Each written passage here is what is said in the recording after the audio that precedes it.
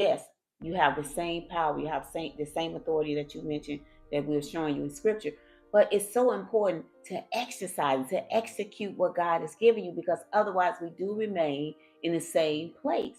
Even though we have all this power, all this authority, but we walk around as if we're powerless.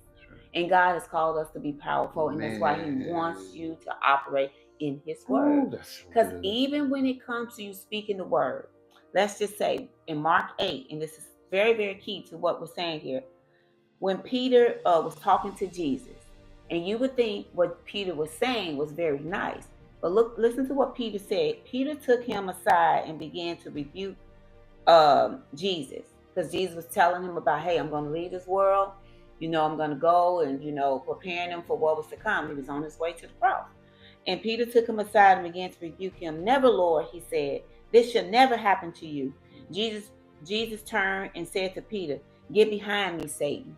See, because it's going to be times in your life where you're in faith, you're speaking the word, and people will say something to you emotionally that sounds good, but trying to pacify the situation. But that's not pacified, because Jesus said He came to do the will of the Father. And as much as He wanted him to stay in those confident words, He said, get behind me, Satan. Don't try to distract me from what God has called me to do. And in our time, we have to say, don't try to distract me from what God is doing. It doesn't have to make sense to nobody else. It makes faith.